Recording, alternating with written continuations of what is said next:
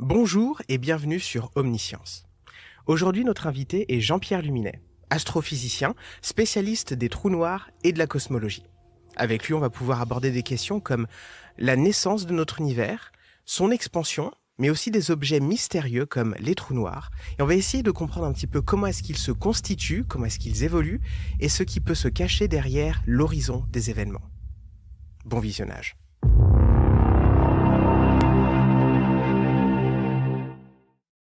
Bonjour Jean-Pierre Luminet. Bonjour, merci de me recevoir. Nous sommes très très heureux de pouvoir vous accueillir aujourd'hui. Vous avez beaucoup travaillé sur la cosmologie, l'astrophysique, notamment sur les trous noirs. Alors moi, ce qui m'a frappé dans votre parcours, c'est que en 79, vous aviez créé une simulation d'un trou noir informatisé. Et 40 ans plus tard, une quarantaine d'années plus tard, donc en 2019, les premières images qu'on a du trou noir, en fait, on se rend compte que votre simulation était très très proche de la réalité. Alors moi, ça me fascine. Qu'est-ce qui vous a attiré de base dans les trous noirs? Pourquoi est-ce que vous avez commencé un petit peu vos recherches là-dessus? Oui, alors, il faut dire d'abord que j'avais un parcours de mathématicien avant d'être astrophysicien et astrophysicien théoricien, puisque donc je ne suis pas astronome, je ne fais pas d'observation.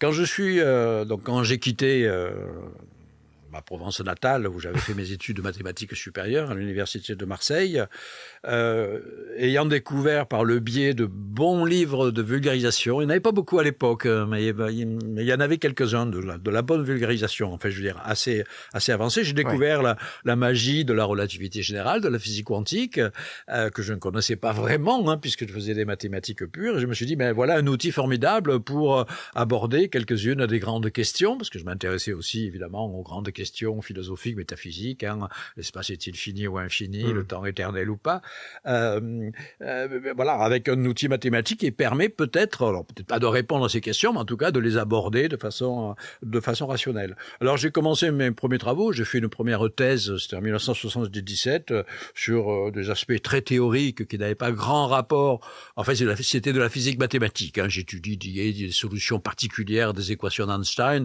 qui n'avaient pas de chance de s'appliquer à l'univers réel, mais ça permettait d'étudier les structures mathématiques. Voilà. Et puis, à l'Observatoire de Paris, donc je débarque à l'Observatoire de Paris, essentiellement entouré d'astronomes, et je vois bien que j'avais commencé à lire des choses sur les trous noirs. Alors à l'époque, les trous noirs, on en parlait sur le plan théorique, parce qu'il y avait déjà on est dans les années 70, il y avait déjà des avancées théoriques majeures, avec les travaux de Stephen Hawking, Roger Penrose, John Wheeler, etc. Donc il y avait une théorie déjà relativement assez solide, mais il n'y avait pas les observations astronomiques étaient extrêmement, elles étaient très indirectes, très peu convaincantes. Et justement, moi fasciné par ces objets, non pas que j'y croyais absolument à leur existence, je n'en savais rien, mais en tout cas, ils étaient fascinants sur le plan de leurs propriétés physico-mathématiques, puisque les distorsions qu'ils impriment à l'espace-temps, je trouvais ça vraiment fascinant. Et je me suis lancé un petit peu un défi, puisqu'on n'y croit pas, je vais quand même montrer une image. Et puis, c'était aussi un défi, montrer ce qui normalement est invisible. Le trou noir, par définition, c'est le parangon de l'invisibilité. Voilà. Donc pour le voir, il faut l'entourer d'une structure lumineuse. Et donc, j'avais imaginé, et c'était pas nouveau, qu'un trou noir astrophysique pouvait être entouré de matière. Par exemple, un disque de gaz qu'on appelle un disque d'accrétion. Puis après, plus tard d'ailleurs, j'aurais l'occasion d'en parler, les trous noirs géants qui sont au centre des galaxies sont eux entourés d'étoiles. Voilà. Mais là, à la fin des années 70, donc je m'intéresse à l'aspect que peut avoir un trou noir entouré d'un disque de gaz brillant. Mais cette fois-ci, en tenant compte de toutes les lois de la relativité générale, c'est-à-dire l'espace-temps qui est courbé, déformé dans sa structure géométrique par le champ gravitationnel très puissant, va dévier les trajectoires des rayons lumineux, va démultiplier les images, va créer des illusions d'optique qui ne ressemblent pas du tout aux vues d'artistes que l'on commençait à faire. Vous voyez, une vue d'artiste sur un trou noir. Et aujourd'hui encore, même 40 ans plus tard, on continue à avoir des vues d'artistes illustrant des magazines de culture astronomique qui sont complètement fausses, où on voit une sphère noire, d'accord, c'est la surface du trou noir, l'horizon des événements, puis entouré jusque d'un tourbillon, voilà. Mais en fait, l'aspect visuel, il est complètement déformé. Voilà. Donc, ça a été un petit peu un défi pour moi, parce que ça n'avait jamais été fait. Donc, j'ai simplement mis en œuvre les équations de la relativité générale général dans le champ de gravitation d'un trou noir, décrit par une solution qui s'appelle la solution de Schwarzschild, qui était connue à l'époque. Il faut après calculer les trajectoires des rayons lumineux dans cet espace, la propagation des rayons lumineux. Et j'avais donc imaginé, la simulation consistait à imaginez une plaque photographique, virtuelle évidemment, parce que c'est un calcul numérique, une plaque photographique située à une certaine distance du trou noir, qui représente la position de l'observateur, qui veut prendre une photo de ce trou noir entouré d'un disque lumineux. Et donc, l'idée, c'est d'intégrer toutes les trajectoires des rayons lumineux issus du voisinage du trou noir, essentiellement du disque d'accrétion, et la façon dont ça imprime la plaque photographique. D'accord. Voilà. Donc c'est comme ça que j'ai fait ce calcul, et c'était en 1978 en fait que j'ai obtenu la première image. Simplement l'article technique avec toutes les équations est paru au début de 1979. Alors ce qu'il faut savoir, c'est qu'à l'époque les ordinateurs dont on disposait, c'était les gros IBM à transistor et avec cartes perforées. On écrivait des programmes Fortran avec des cartes perforées. J'aimais bien ça, c'était efficace. Mais enfin, bon, il fallait attendre un certain temps pour avoir des résultats. Oui, j'imagine. Voilà. Non, mais surtout l'aspect amusant et anecdotique, à l'époque, je ne l'ai pas raconté. Mais après, je l'ai raconté plus tard. Lorsque, effectivement, quand on va y venir, il y a eu confirmation 40 ans plus tard, j'ai été ressollicité, il m'a dit, mais comment vous avez obtenu cette image? J'ai expliqué les trucs techniques que je n'avais pas expliqués à l'époque. Eh bien, moi, mon ordinateur ne me sortait que des tableaux de chiffres, c'est-à-dire, en fait, l'intensité du flux lumineux sur ma plaque photo virtuelle. Et n'avait pas de logiciel pour produire une image. Or, je voulais une image plus réaliste, en noir et blanc, réaliste en tout cas, une photo virtuelle de ce trou noir-là.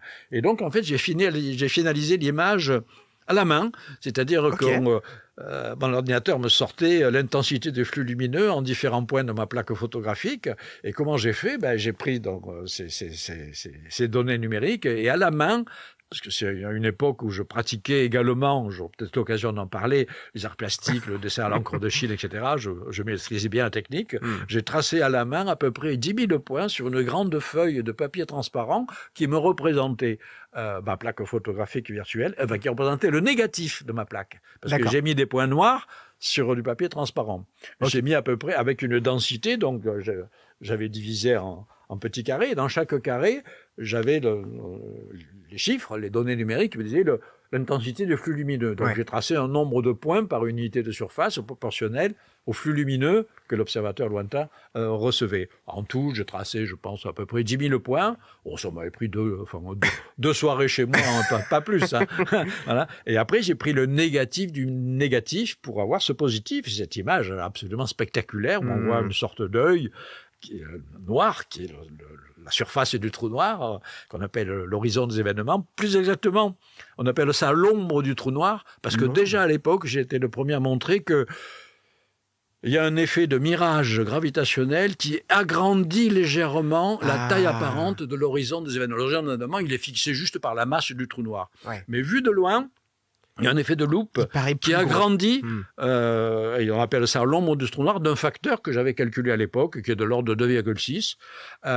Et donc, je l'avais calculé. Il y a ça, et puis après, il y a surtout la visualisation du disque de gaz complètement déformé, puisque, par exemple, il n'y a pas de partie qui est cachée. Même si on est pratiquement dans le plan équatorial, où normalement, si vous regardez un objet entouré d'une structure circulaire comme la planète Saturne, si vous êtes proche du plan, il y a une partie qui est cachée. Derrière. Eh bien, le trou noir, non. À cause de la déformation de l'espace, ne peut rien cacher de ce qu'il y a derrière. Même quand vous êtes dans le plan équatorial, vous voyez la totalité, vous voyez l'arrière. Eh bien, l'arrière du disque est complètement déformé, évidemment, par rapport à sa configuration réelle.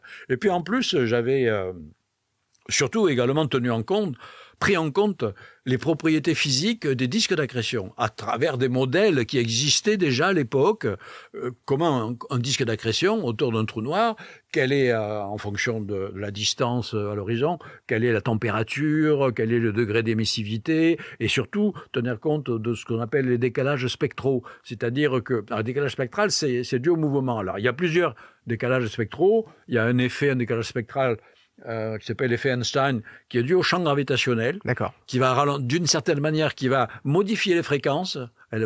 Par rapport aux fréquences initiales, ça va modifier les fréquences, parce que le rayon lumineux va avoir plus de mal à sortir d'un champ gravitationnel profond, donc les fréquences vont être décalées, on appelle ça vers le rouge. Et puis après, il y a un autre phénomène encore bien plus important, ce qu'on appelle l'effet Doppler, qui est un effet de la physique très connu, où dès lors que vous avez une source en mouvement par rapport à vous, qu'il s'agisse d'une source lumineuse dans le cas d'un disque d'accrétion, mais ça marche aussi pour les ondes acoustiques, comme chacun a pu le constater, les fréquences que vous recevez sont différentes des fréquences qui sont émises en fonction du mouvement. Oui. Donc si ça se rapproche de vous, si la source se rapproche de vous, les fréquences sont augmentées. Donc sur le plan acoustique, on a tous entendu effectivement... Les camions de pompiers... le son qui va vers les aigus lorsque ça se rapproche. Pour la lumière, donc c'est pareil. Et donc, comme évidemment un disque d'accrétion autour d'un trou noir tourne autour du trou noir, parce que rien n'est statique, et proche de l'horizon, ça tourne à des vitesses proches de la vitesse de la lumière, tout observateur lointain, à distance, va subir cet effet Doppler, c'est-à-dire il va avoir la partie du disque d'accrétion qui s'approche de lui, va être beaucoup plus lumineuse que la partie qui s'en éloigne. Alors que si on est dans le disque d'accrétion, c'est symétrique. C'est juste un effet de distance dû à l'effet Doppler. Et donc j'avais pris en compte ça. Et donc j'ai expliqué donc cette image, très curieuse, à la fois donc cet œil noir entouré de l'image déformée du disque d'accrétion avec une partie extrêmement brillante par le plat gauche, parce que j'avais simplement supposé un certain sens de rotation, peu importe, ça aurait pu être à droite, peu importe, voilà. Et puis après également, encore plus étonnant, un halo qui entoure juste l'ombre du trou noir, plus fin, et qui représente l'autre côté du disque d'accrétion. Parce que les déformations spatio-temporelles sont telles qu'il y a des rayons lumineux qui partent en sens opposé, c'est-à-dire l'arrière du disque d'accrétion, la partie qui ne fait pas face à vous. Il y a des rayons lumineux qui sont tellement déviés par le champ de gravitation qu'ils font un tour de 180 degrés, qui reviennent vers vous et qui va vous donner une image très déformé du dessous. Donc vous voyez simultanément le dessus un peu déformé du disque d'accrétion et le dessous extrêmement déformé. Voilà. Donc c'est cette image-là que j'ai calculée. C'était au mois de juillet. Ça avait dû prendre quelques semaines à peine, la mise à disposition Et puis, et donc, ça c'est paru pour la première fois. Alors, non pas justement dans l'article technique, c'est paru pour la première fois dans la revue de vulgarisation qui s'appelle La Recherche. D'accord. À cette époque-là, aucun article de vulgarisation, donc c'est 1978, aucun article de vulgarisation n'a été paru en français sur les trous noirs. La revue La Recherche demande, non pas à moi, mais à mon directeur de recherche de l'époque, qui était l'un des grands pontes de la relativité générale, qui s'appelait Brandon Carter, collaborateur de Stephen Hawking, etc., c'est grand spécialiste du trou noir, d'écrire un article de vulgarisation sur les trous noirs. Et Brandon Carter ne maniait pas très bien la langue française, encore, et puis en plus, son esprit n'était pas fait pour la vulgarisation. Et comme il savait que moi, j'avais déjà ce sorte de talent, disons, pour la vulgarisation, il m'a dit, on l'écrit ensemble. Et c'est justement le moment où je lui montre la simulation numérique. Il me dit, c'est formidable, on va le mettre dans cet article. Voilà. Donc l'article est paru dans la revue La Recherche sur les trous noirs, c'est un article général, mais juste avec l'image qui venait juste d'être obtenue, mais sans explication. Entre-temps, évidemment, j'avais écrit un article complet avec toutes les équations pour vraiment une revue spécialisée. Et donc, c'est paru en 1979, en janvier 1979, dans Astronomie and Astrophysics. Voilà. Alors, dans ce travail-là, je disais à la fin, je dois dire qu'à cette époque, donc, c'était un défi. Je me suis beaucoup amusé à faire ça parce que il faut pas oublier aussi, il faut le dire aux jeunes apprentis aux jeunes qui veulent faire de la recherche scientifique. Il y a un côté, surtout quand on fait ce type de recherche théorique qui est en amont d'observation. On prédit des phénomènes. Il y a un côté ludique qui est très, très excitant. Et donc, moi, c'est ce qui est toujours attiré dans la recherche fondamentale, c'est le côté ludique où on va jongler avec des équations et on va prédire éventuellement des phénomènes. Mais franchement, je ne pensais pas à l'époque que de mon vivant, on puisse arriver à capter une image réelle, non plus virtuelle, mais une image télescopique. L'une des raisons, c'est très simple, c'est que les trous noirs, comme vous le savez, ce sont des objets très compacts. Par exemple, les trous noirs ordinaires, qui sont les trous noirs stellaires, résultent de l'effondrement du cœur des étoiles massives, mais ils sont confinés dans des tailles de quelques kilomètres à peine. Or, le plus proche, il est à 1000 années-lumière. Donc, un objet de 30 kilomètres de diamètre à 1000 années-lumière, c'est comme si vous essayiez de voir à l'œil nu de bactéries sur la Lune. Donc, c'est même pas la peine d'y penser. Hein, voilà. Mais c'est vrai qu'à l'époque, on commençait à soupçonner qu'il puisse y avoir des trous noirs géants au centre des galaxies. Alors, ce n'est plus des trous noirs stellaires, c'est des trous noirs qui ont des milliards de fois la masse du Soleil. Et à l'époque, il y avait pratiquement un seul candidat qui venait juste d'être étudié par des observations astronomiques, qui était un objet soupçonné être un trou noir géant situé au centre d'une galaxie lointaine qui s'appelle Messier 87. Des astronomes avaient fait des mesures indirectes montrant qu'il y avait des étoiles proches du centre de cette galaxie qui tournaient anormalement vite. D'accord. Et donc, je dis, c'est un peu comme la problématique également de la matière noire. Il y a quelque chose qui engendre le mouvement de la matière lumineuse, qui crée un champ de gravité. Et donc, il y avait cet objet très hypothétique, qui pourrait être un trou noir supermassif de 5 milliards de fois. 5 milliards de fois la masse du Soleil. Voilà. C'est énorme. Et à la fin de mon article, dans le dernier paragraphe, je disais, si un jour on arrive à prendre une image, parce que vous y croyez pas à l'époque. Je ne croyais pas que ce soit possible de mon vivant. On arrive à prendre une image de cela, le premier candidat serait Messier 87. Hein, voilà. Après, je suis passé à autre chose, dont la simulation numérique est parue, on en a parlé pendant quelques années, puis après, on en a moins parlé. Il a fallu attendre une dizaine d'années pour que d'autres chercheurs recommencent à reprendre mes calculs, mais avec les ordinateurs, la nouvelle génération d'ordinateurs, permettant de calculer. Moi, j'avais fourni les équations nécessaires, mais je n'avais fait un dessin à la main que pour une seule, un seul angle de vue. Oui. Après, on a eu des ordinateurs beaucoup plus qui permettaient après, également, non plus de faire des images à la main, mais d'avoir directement, effectivement, des logiciels de reconstruction et de voir le trou noir dans toutes les configurations possibles et imaginables. Ça a duré une dizaine d'années. Et donc, une dizaine d'années plus tard, dans les années 89, j'ai un de mes collaborateurs avec qui je travaillais, qui s'appelait Jean-Alain Marc, qui a repris mes équations et qui a fait des simulations, mais cette fois-ci avec les ordinateurs de l'époque, avec en couleur, avec différents angles de vue, et également, moi je lui ai demandé également de faire des images animées, parce que à l'époque, je voulais également faire des films, des documentaires pédagogiques sur la relativité générale, et notamment pour un grand documentaire qui avait été commandité par Arte, on avait fait des simulations numériques où carrément on plongeait dans un trou noir, on était en mouvement dans les équations, partaient de loin, mais c'était un peu plus poussé, puisque carrément il y avait également un effet de mouvement de l'observateur, en déplacement. L'observateur, il était plus fixe, il pouvait carrément traverser le disque d'accrétion, faire plusieurs tours, et à chaque fois, on avait des paysages extraordinaires. Voilà.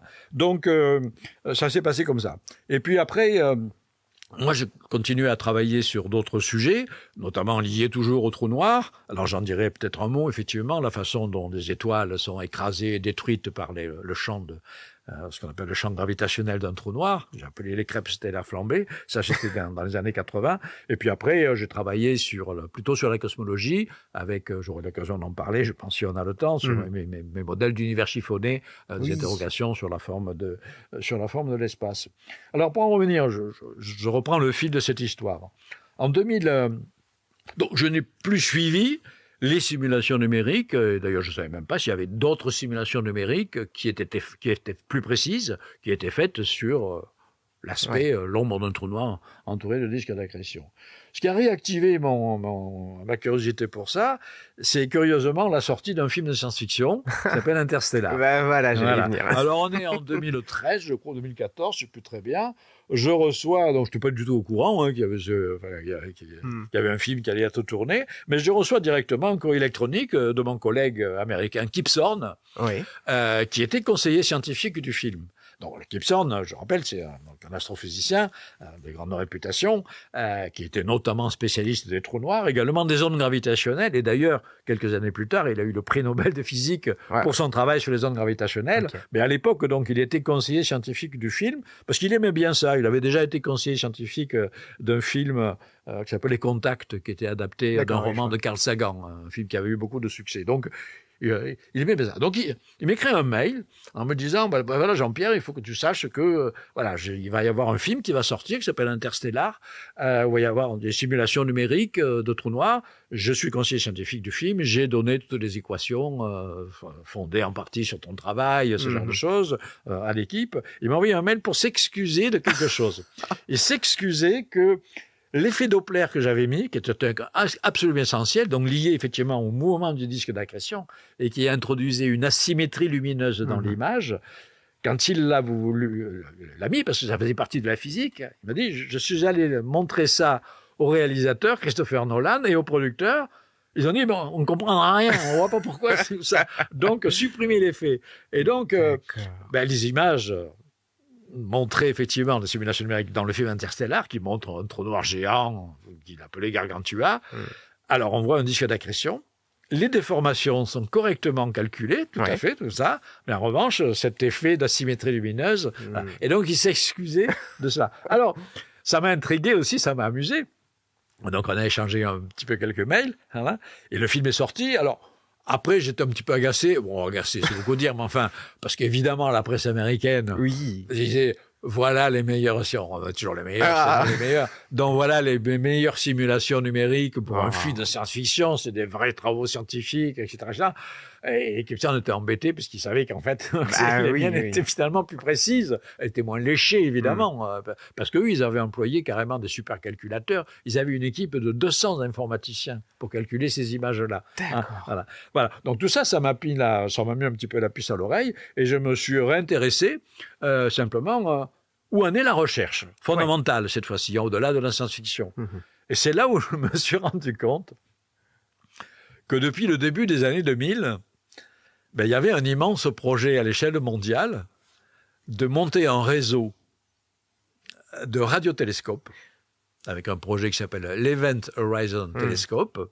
Je rappelle, Event Horizon, ça veut dire horizon des événements, c'est le nom que l'on donne à la surface noire d'un trou noir. D'accord. Et donc, c'était un réseau de radiotélescopes qui avait calculé, grâce notamment à mon article de 1979, qu'un trou noir supermassif, entouré d'un disque d'accrétion, pouvait éventuellement être pris à avoir une image télescopique, alors non pas directe, reconstitution à partir d'une masse de données absolument gigantesque, à condition d'avoir un réseau, d'avoir un télescope de la taille de la Terre, pour avoir la résolution. Parce que, en fait, ils avaient calculé que le trou noir de Messier 87, celui dont j'avais parlé dans mon article, qui est situé à 60 millions d'années-lumière, il est très loin, mais il est gros. Il fait 6 milliards de masse solaire. Donc, on a des formules simples liant la taille d'un trou noir à sa masse. Un trou noir de 6 milliards de masse solaire a un diamètre d'environ 40 milliards de kilomètres. Ça commence à devenir pas mal, 40 milliards de kilomètres. Mais, à cette distance-là, la taille apparente sur le ciel, c'est de l'ordre d'une pièce de monnaie sur la Lune. Encore une fois, c'est très en deçà de la résolution. La résolution d'un télescope, c'est la finesse de vue, la finesse angulaire de vue. C'est très au-delà de la résolution des meilleurs télescopes fonctionnant dans le domaine optique, qu'ils soient au sol ou dans l'espace. Le Hubble Space Telescope, le James Webb Telescope, dont on parle beaucoup, sont très très loin d'avoir cette capacité-là.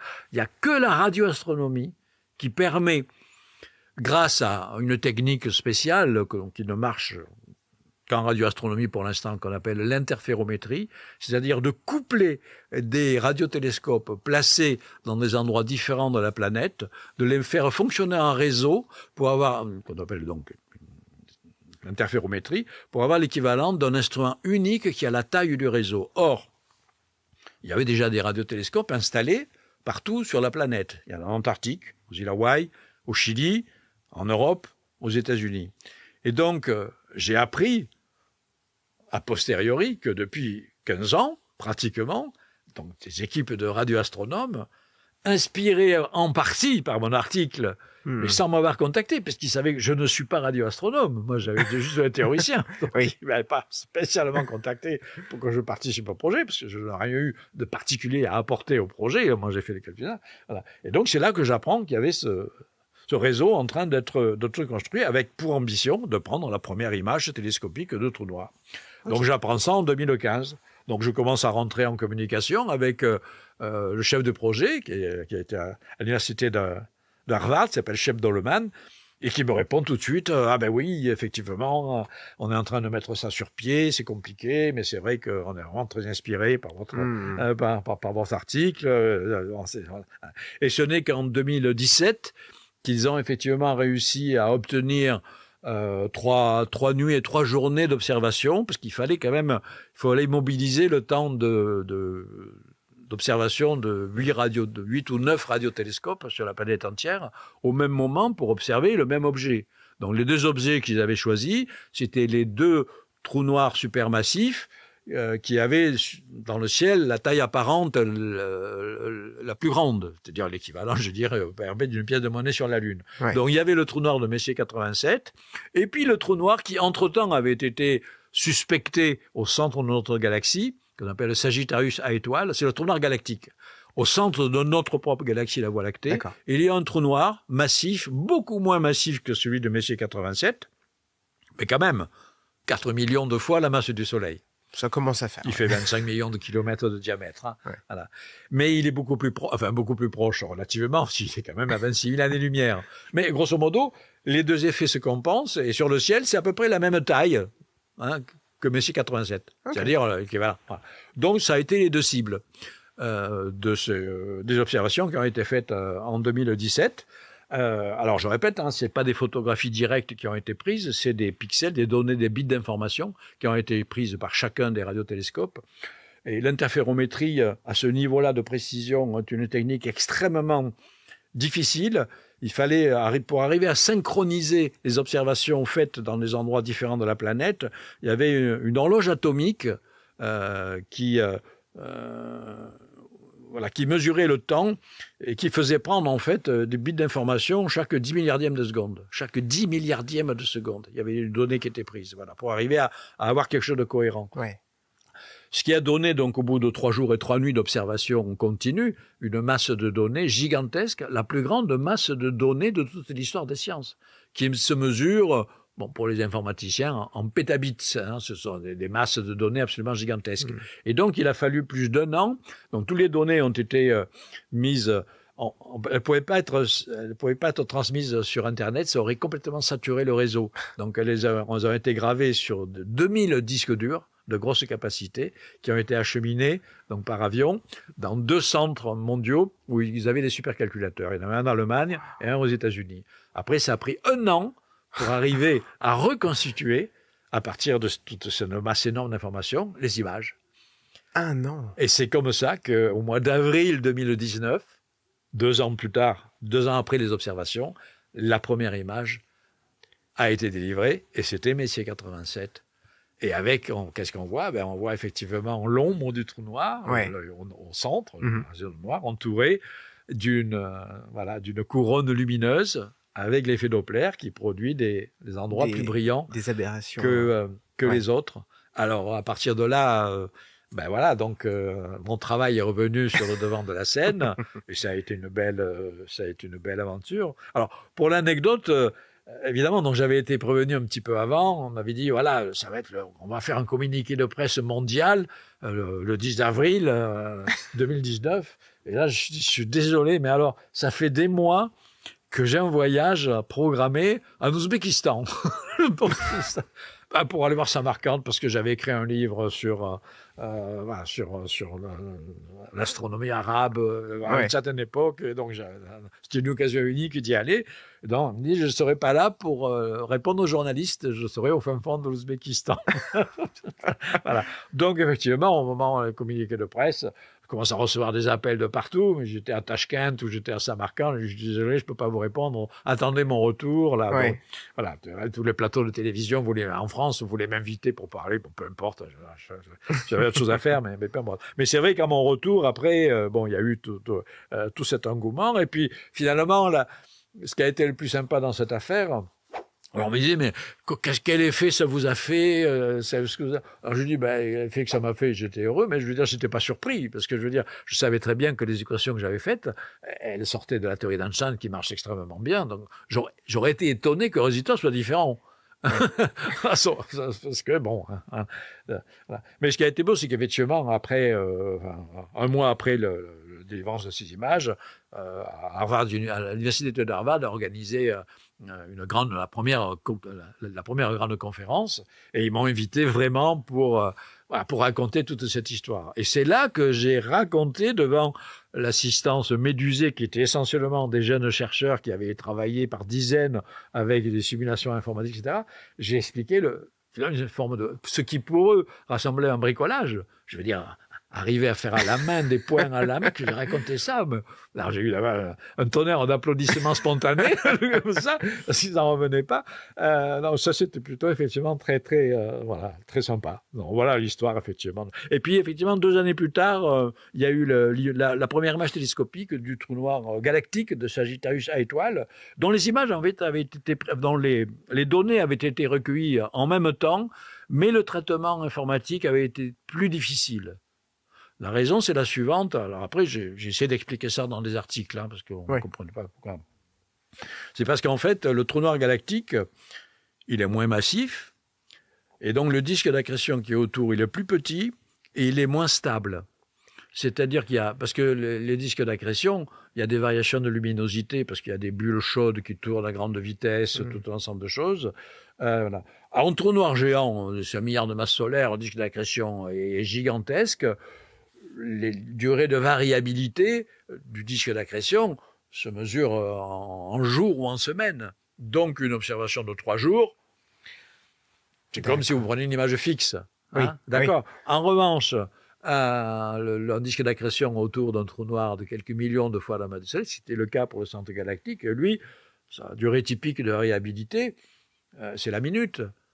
Et donc, quand vous prenez un temps de pause de plusieurs heures, vous avez un truc flou. C'est comme si vous essayiez de prendre la photographie, je sais pas, d'un chien en train de courir à fond. Ce genre de choses. Et donc, il fallait complètement remodifier les logiciels. C'est pour ça qu'ils ont mis 2 ans de plus pour produire l'image du centre galactique. D'accord. Voilà. Mais alors, ce projet qui continue, parce que maintenant, ils sont en train d'étendre le réseau. Ils ont inclus, il y a eu une nouvelle campagne d'observation. On n'a pas encore le résultat complet, vu le temps qu'il faut pour analyser, mais ils ont le télescope au Groenland maintenant, ce genre de choses. Voilà. Bon, pour l'instant, il n'est pas assez étendu pour observer d'autres trous noirs. Mais à terme, il y aura probablement des radiotélescopes dans l'espace, et peut-être, sans doute un jour, des radiotélescopes sur la Lune. Et donc, ça veut dire que la base interférométrique sera beaucoup plus grande. Et donc, la finesse de vue, la résolution deviendra beaucoup plus précise, bien meilleure. Et ça permettra effectivement d'avoir des images d'autres trous noirs supermassifs pour avoir évidemment... Voilà. Mais après, le but de ça, c'est pas uniquement de prendre une image. Ça, c'était l'aspect spectaculaire. Oui. Voilà, on vous montre enfin l'image de l'invisible. Voilà, ça ressemble à ce qui a été calculé 40 ans auparavant. Donc, c'est sympa, etc. Mais en fait, après, il y a plein d'autres études qui sont faites, plus techniques, sur la polarisation de la lumière, l'origine des jets galactiques, qui posent des questions de physique fondamentale. Et tout ça, donc ça apporte une richesse d'informations extraordinaire que nous n'avions pas sur l'environnement très proche des trous noirs. On avait plein d'informations sur l'existence très probable de trous noirs stellaires d'abord, et puis après de trous noirs géants au centre des galaxies, mais c'était pas l'environnement très proche du trou noir, puisqu'on était très loin de l'échelle de résolution, nous amenant jusqu'à l'ombre du trou noir. Donc là, ce sont pour l'instant, les 2 premiers candidats où on voit l'ombre du trou noir et la structure lumineuse autour. Ok. Alors là, je vais changer un petit peu de sujet parce que vous avez aussi travaillé sur la topologie de l'univers. Alors, à une époque, je croyais que l'univers était infini et que on pouvait continuer tout droit ad vitam. Là, on parle de topologie. Donc, pourquoi est-ce que ça a du sens de parler de topologie par rapport à l'univers? Alors déjà, sans parler de topologie, je dirai plus tard ce que c'est que la topologie, il y a déjà dans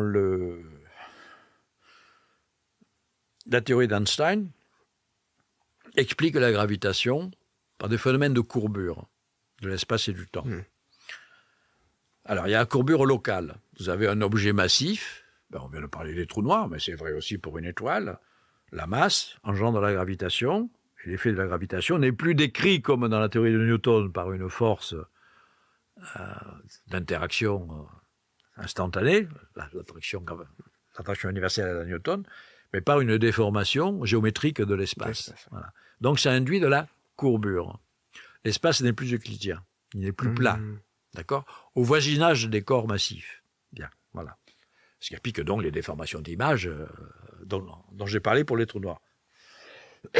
Maintenant, à l'échelle cosmologique, c'est-à-dire on s'intéresse cette fois-ci à la structure globale de l'espace à très très grande échelle. Finalement, la distribution des corps dans l'univers, les galaxies, les amas de galaxies, à grande échelle, est relativement homogène, c'est-à-dire elle devient uniforme. D'accord. Voilà.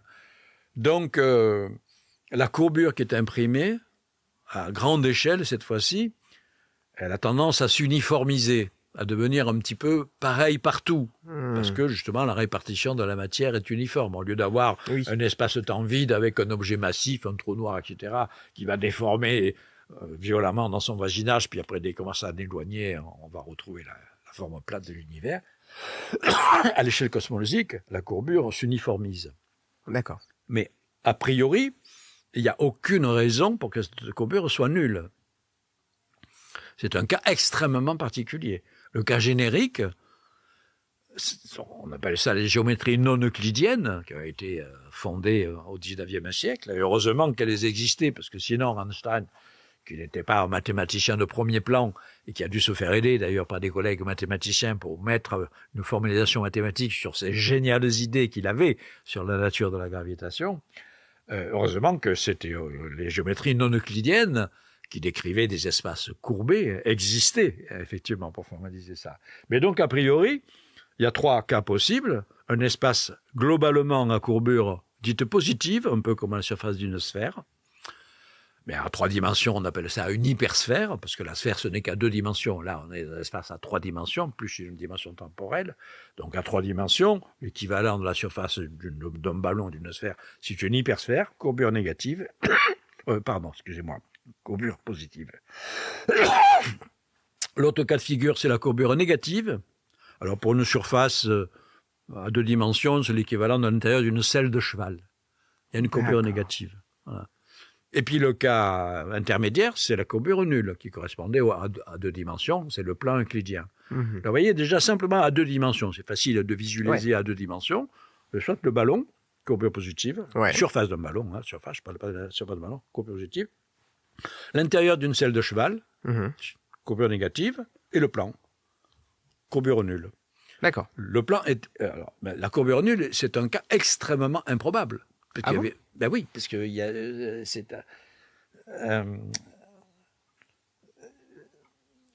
si vous mesurez la courbure, dès que la courbure est positive, vous avez une infinité de nombres positifs qui peuvent décrire des courbures positives plus ou moins grandes. Oui. Pareil pour les courbures négatives. La courbure nulle, ça correspond à un seul cas. K égale 0. Et sur le plan mathématique, c'est incroyablement improbable. Voilà. Mais malgré tout, les observations censées mesurer, avec une certaine imprécision évidemment, la courbure moyenne de l'univers, semblaient indiquer que la courbure globale était proche de 0. Proche de 0. Et par souci de simplification, et ça m'a beaucoup agacé pendant des décennies, c'est pour ça que je suis passé à la topologie, comme je le raconterai, la plupart des cosmologistes disaient l'univers est plat. C'est la formulation anglo-saxonne pour dire que la courbure est nulle. Alors que c'est un cas invraisemblablement particulier et incroyablement improbable. Voilà. Et moi, donc, Donc j'étais pas du tout satisfait de ces choses-là. Et c'est là où j'ai eu l'idée d'incorporer dans les modèles de la cosmologie standard des éléments nouveaux qui viennent de ce qu'on appelle la topologie. Alors la topologie, c'est quoi? C'est une branche de la géométrie qui, cette fois-ci, décrit les propriétés globales des espaces et non pas locales. La relativité générale, c'est une théorie locale. Ça va décrire localement la courbure de l'espace et du temps. Oui, ok. D'accord? Et elle ne dit rien, sauf si on en rajoute des hypothèses supplémentaires qui ne sont pas dans la théorie, elle ne dit rien sur la forme globale de l'espace. Non. Maintenant, les mathématiciens au XXe siècle ont travaillé sur toutes les formes possibles des espaces. Ce sera 2 dimensions, ça a été fait au XIXe siècle, les surfaces, classification topologique des surfaces. Après, pour 3 dimensions, ça a été plus compliqué, puis après, pour n'importe quel nombre de dimensions.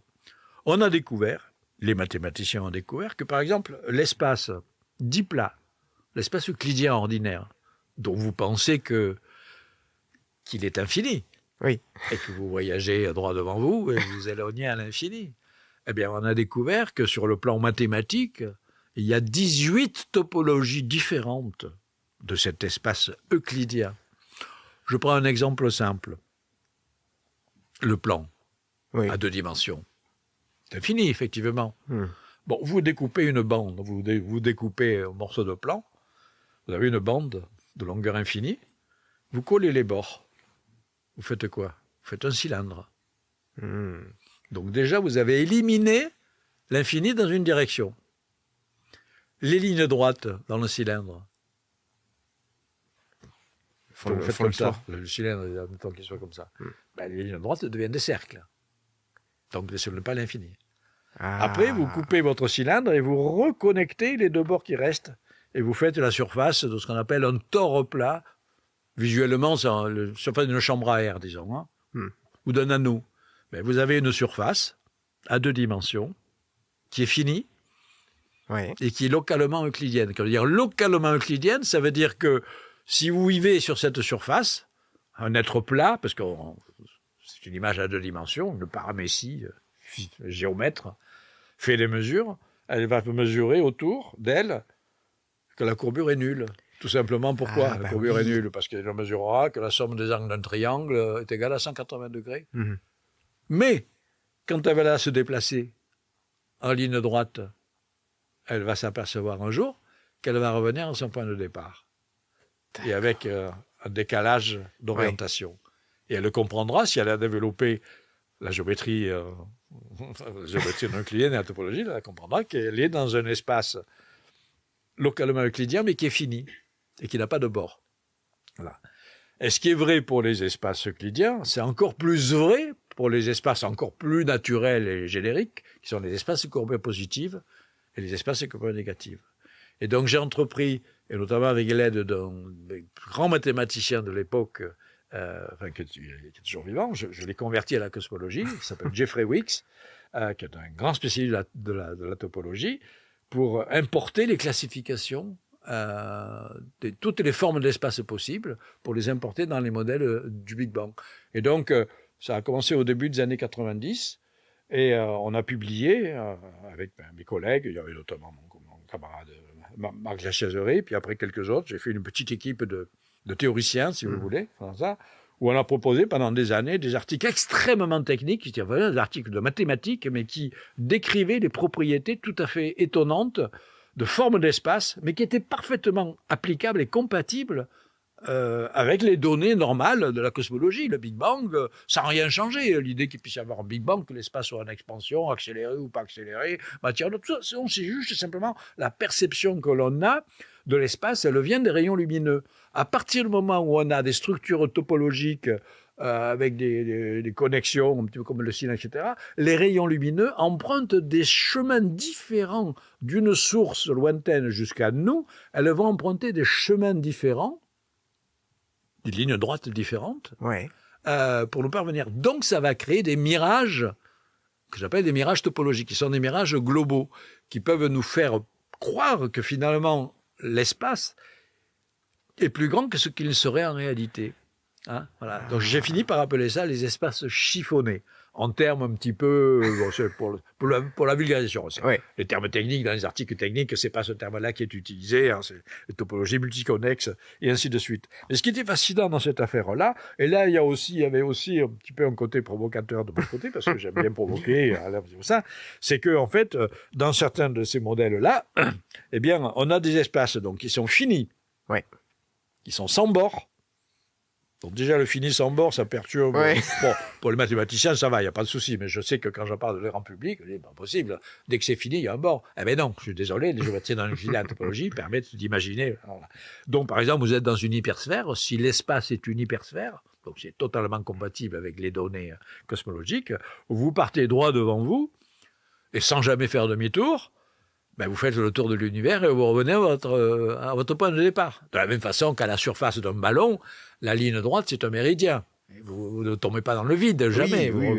Donc vous êtes dans une surface finie sans bord, pareil à 3 dimensions, qu'il s'agisse donc d'espace sphérique, donc comme l'hypersphère, qu'il s'agisse d'un espace, la généralisation de l'anneau dont j'ai parlé à 2 dimensions, là, on appelle ça un hypertore. Ouais. Eh bien, un hypertore, c'est un espace localement euclidien, mais simplement qui est refermé sur lui-même. Et pareil, si vous allez en ligne droite dans cet espace, et un jour, vous allez revenir à la maison. Et ce n'est pas la courbure qui vous a fait revenir, c'est la topologie.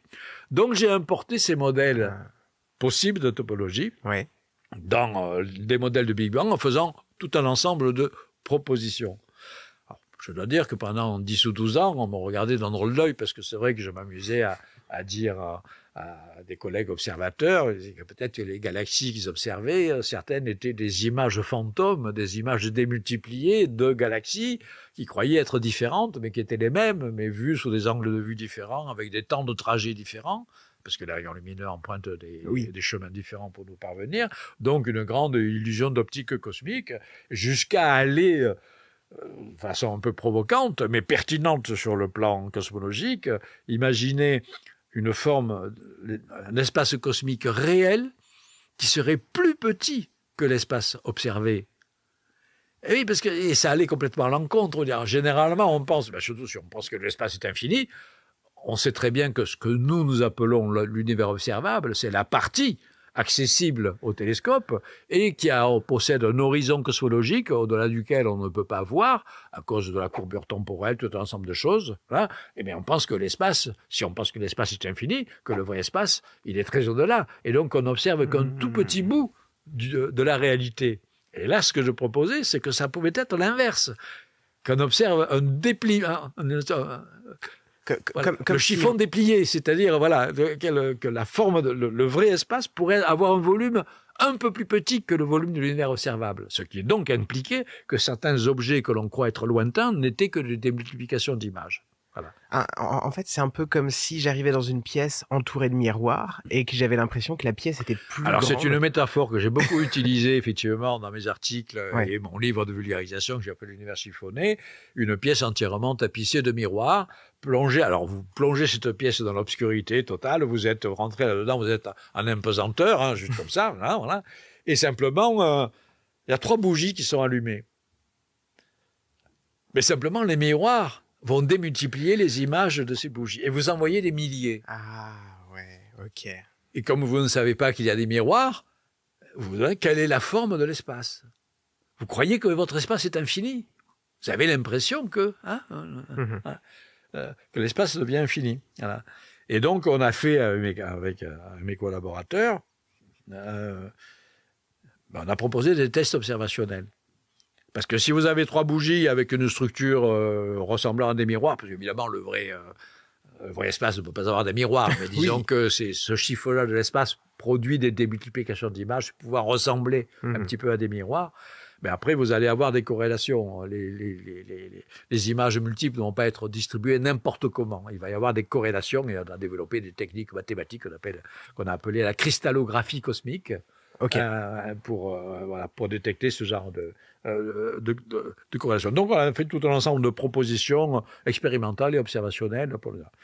Et alors, le sujet a complètement rebondi, parce que je répète, pendant une bonne douzaine d'années, on était un petit peu regardé de façon un petit peu bizarre par la communauté standard. C'est normal quand on propose des choses un petit peu inhabituelles. Jusqu'à ce qu'en 2003, eh bien, il y a des données attendues depuis longtemps sur la structure de ce qu'on appelle le rayonnement fossile. Alors, je rappelle, le rayonnement fossile, c'est ce que nous recevons aujourd'hui de la première lumière qui a été émise dans l'histoire du jeune univers. Le jeune univers, après le Big Bang, pendant à peu près 380 000 ans, la lumière n'était pas visible. Elle était piégée dans la matière. Et puis, à mesure de l'expansion, il y a eu ce qu'on appelle le découplage entre la matière et le rayonnement. La lumière s'est libérée. Bon. Et donc, après 13,8 milliards d'années plus tard, on reçoit un écho de cette lumière. Très décalé en longueur d'onde, évidemment, vu le temps qui s'est écoulé, vu l'expansion de l'espace en tout temps, etc. On appelle ça le rayonnement fossile. Et on a des cartes donc, qui se trouvent aujourd'hui dans le domaine des micro-ondes. Et le rayonnement fossile, c'est la pierre d'attouchement des modèles de Big Bang, puisque quand on revient maintenant sur l'idée de l'acceptation du modèle de Big Bang, qui a pris des décennies pour arriver, j'ai écrit des livres entiers là-dessus, notamment la découverte du rayonnement fossile, qui était prédite par la théorie dans les années 60, a fait vraiment basculer la cosmologie vers, effectivement, les modèles standards de Big Bang d'aujourd'hui, qui avaient été calculés 40 années auparavant par des gens comme Georges Lemaître, notamment, ce genre de choses. Voilà. Mais donc, à l'époque, les premières observations du rayonnement fossile étaient relativement rudimentaires. Mais après, donc, on a envoyé des télescopes à micro-ondes dans l'espace. Et donc, il y avait un télescope américain qui s'appelle le WMAP, qui a fait donc des mesures très précises de ce rayonnement fossile, en faisant une carte globale, montrant l'univers tel qu'il était au moment où il a émis sa lumière, donc 13,8 milliards d'années dans le passé. Et qu'est-ce qu'on voit? On voit quelque chose de grumeleux, parce qu'avec un codage extrêmement fin, on voyait les irrégularités dans le plasma primitif au moment où il est devenu transparent, où il a laissé échapper la lumière. Et en étudiant la structure très précise de ce rayonnement fossile, on pouvait en déduire. Les outils mathématiques étaient prêts depuis longtemps, mais on n'avait pas les observations. Là. On pouvait après en déduire un grand nombre de propriétés de l'univers. Et notamment sa courbure et justement sa topologie. Peut-être, voilà. Et justement, il y avait une certaine anomalie. Donc, les données paraissent en février 2003, les données de WMAP sur le rayonnement fossile. Il y a eu une anomalie, pour l'instant, à l'époque, pas très expliquée, sur... si vous voulez, quand vous regardez la carte du rayonnement fossile, c'est comme si vous regardiez un petit peu l'état vibratoire du jeune univers. D'accord. Alors, il se trouve qu'il y a des analogies intéressantes avec la musique. Alors, indépendamment du fait que je suis mélomane et musicien, il y a une vraie pertinence sur le fait qu'on utilise des modes vibratoires également en physique. Donc, ça fait penser à la musique dès qu'il y a des modes vibratoires. Et il se trouve que le jeune univers, il a vibré au début de son histoire sous l'effet du Big Bang. Il y a eu quoi? Il y a eu des ondes gravitationnelles, il y a eu des ondes électromagnétiques, mais il y a même eu des ondes acoustiques. Parce que dans le jeune univers, le plasma primitif était suffisamment dense pour laisser également passer des ondes acoustiques. Donc toutes ces ondes ont fini par se matérialiser d'une certaine façon au moment de l'émission du rayonnement fossile et ont laissé leur empreinte dans le rayonnement fossile. Et on avait des outils mathématiques, qui sont une sorte de décomposition harmonique, qui sont des techniques empruntées à la musique, mais généralisées à l'espace-temps quadridimensionnel, qui permettent d'analyser les modes vibratoires à partir de la structure de rayonnement fossile, les corrélations que l'on peut tracer entre tous les grumeaux. On en tire les modes vibratoires fondamentaux. Le mode fondamental, un peu comme la note de musique fondamentale quand vous jouez d'une corde de guitare ou de violon, et puis toutes les harmoniques d'ordre supérieur et les harmoniques d'ordre inférieur vers les hautes fréquences et vers les basses fréquences. Et il y avait une anomalie dans les basses fréquences, c'est-à-dire dans les grandes longueurs d'onde, dans les observations donc faites par ce télescope-là. Et cette anomalie, sur le moment, elle n'est pas expliquée. Et moi, je me souviens, j'ai eu une intuition. J'étais dans ma maison de campagne, j'étais en train de bêcher mon jardin, ça active les neurones, etc. Et je me suis dit, mais parmi les modèles d'espace chiffonnés que l'on a mathématisés, qui sont des candidats possibles, il y en a un qui me plaisait particulièrement, mais plutôt pour des raisons esthétiques. Je le trouvais élégant, je suis très porté vers l'esthétique, je l'occasion d'en reparler, etc. Voilà. C'était une sorte de...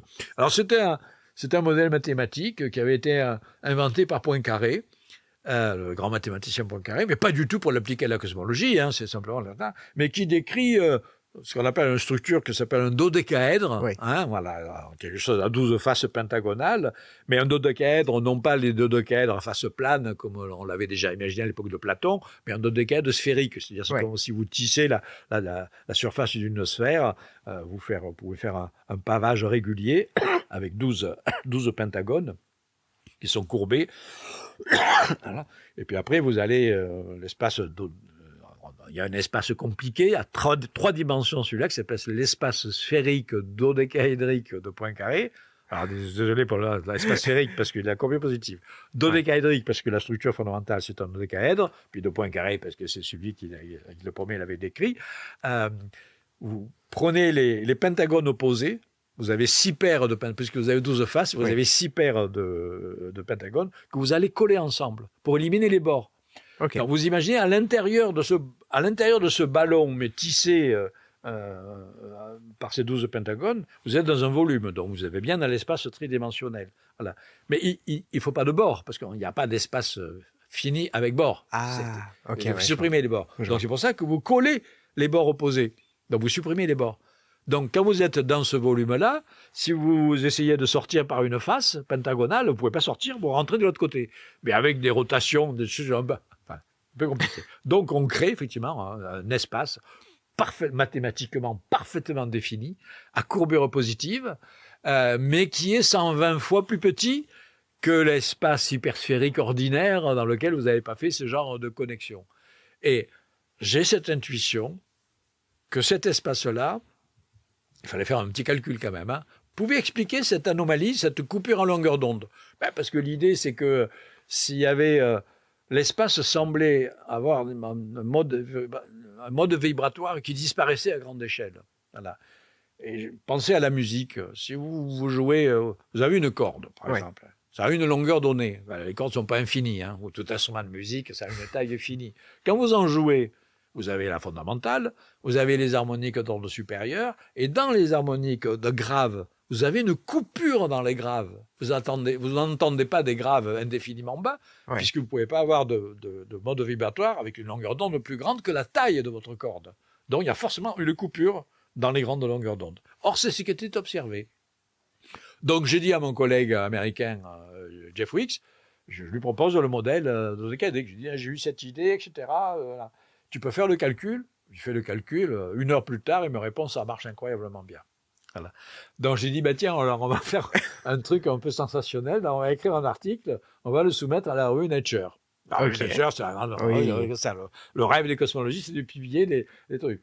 Alors on répond tout de suite, c'est quasiment impossible, on ne publie jamais dans la revue Nature des articles purement théoriques, il faut que ce soit... voilà. Alors on bricole quand même... un article où il y a la proposition théorique, mais argumentée après avec ces observations-là.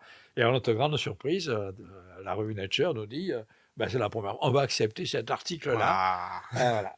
Et donc l'article est paru au mois d'octobre 2003. Avec après des commentaires, on en a parlé dans le monde entier, etc., avec couverture, la une de la revue Nature, couverture, est-ce que ceci c'est vraiment la forme de l'espace? Et on voyait effectivement des simulations mathématiques, des modèles. Donc ça a déclenché un engouement complètement nouveau pour ces recherches en topologie cosmique.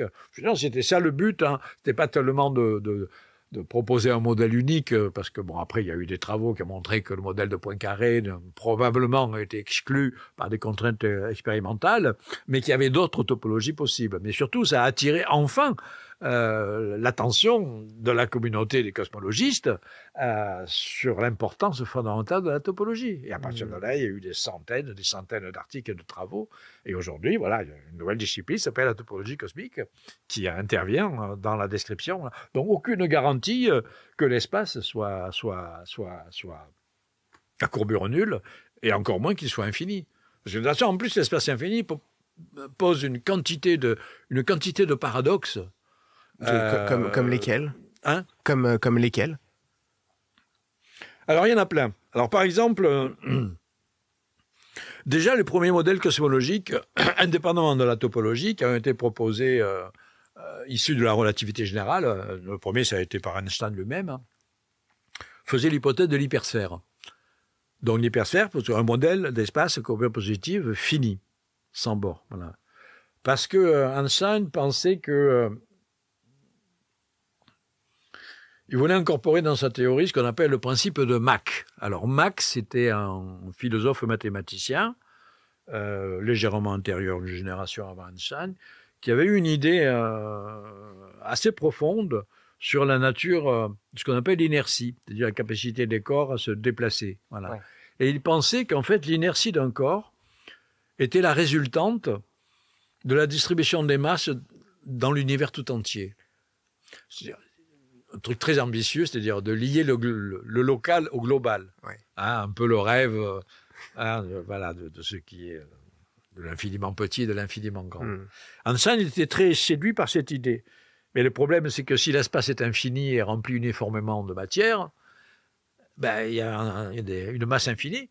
Et donc l'inertie d'un corps ne pourrait pas être finie. Oui. Elle serait infinie. Ah, voilà. Ah bah oui. Et il n'aurait pas de mouvement. Les corps seraient une inertie infinie, donc ils ne pourraient pas bouger, il n'y aurait pas de mouvement. Voilà. Et donc c'est l'une des raisons pour lesquelles Einstein déjà avait commencé à choisir des modèles d'espace fini. Alors après c'est vrai qu'après la plupart des cosmologistes, comme il n'y avait pas de données suffisamment précises à l'époque, dans les années 1920, 1930, 1940, pour mesurer la courbure de l'espace, pour simplifier, ils ont dit ben, l'espace est infini. Et ils ont un peu oublié les contraintes imposées par le principe de Mach. Voilà. Puis après, il y a d'autres paradoxes, je n'ai pas le temps d'en parler, mais j'ai créé un livre entier là-dessus, avec mon ami Marc Lachaiseray, d'ailleurs, qui s'appelle De l'infini, où on étudie, en fait, aussi bien en cosmologie qu'en mathématiques, qu'en physique fondamentale, etc., les paradoxes de l'infini qui apparaissent dans les théories, comment on fait pour les éliminer, parce qu'en général, les physiciens, alors les mathématiciens, l'infini joue un rôle essentiel, mais en physique, on essaie d'éliminer les infinis, parce que les infinis, ça marque la limite, évidemment, de tout calcul. Voilà. Mais simplement, donc ils apparaissent dans plein de branches de la physique. Ce qui est intéressant dans cette affaire-là, c'est qu'à chaque fois qu'on essaie d'améliorer une théorie pour éliminer les infinis qui sont là, on les élimine, mais on crée d'autres infinis auxquels on n'avait pas pensé. Donc c'est un petit peu comme le phénix qui renaît de ses cendres, comme je l'ai dit. Donc effectivement, donc l'infini c'était aussi un sujet absolument fascinant. Mais donc voilà, donc nos modèles topologiques proposent donc des modèles d'espace fini sans bord. Et même si, donc je répète, même si c'est statistiquement totalement improbable, la courbure de l'espace est exactement zéro. C'est improbable parce qu'il faudrait une précision infinie. Oui. Une précision infinie. Un nombre de chiffres, vous mesurez la courbure, etc. Pour qu'elle soit zéro, il faut une infinité de zéro. Donc ce sera inaccessible à l'observation. Ça ne pourra jamais être mesuré. Voilà. Donc très probablement, la courbure est très légèrement positive. Les marges d'erreur, on a mesuré la courbure approximative de l'espace à quelques pourcents près, à 2, 3, 4% près. Ça entoure la valeur zéro. Mais ça laisse une petite marge pour une courbure positive et une petite marge pour une courbure négative. Sauf que dans la marge de la courbure positive, dans la marge de la courbure négative, vous avez quasiment une infinité de modèles d'espace possibles. Ouais. Avec toutes les valeurs possibles pour la courbure, légèrement supérieure à zéro ou légèrement inférieure à zéro. Tandis que pour la courbure strictement nulle, vous n'avez qu'un seul modèle qui est donc incroyablement improbable.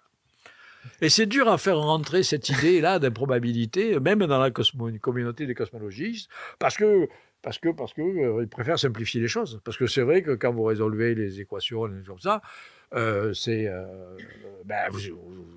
vous enlevez le paramètre de courbure, vous le mettez à zéro, ça simplifie les équations.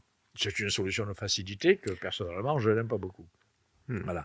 Mais enfin bon, après des années et des années de travail et puis d'autres chercheurs qui se sont mis à la topologie, ça va aujourd'hui qu'il y a quand même les discussions sur la structure globale de l'univers laissent la porte ouverte encore, même si les contraintes expérimentales sont assez proches d'une courbure globalement nulle.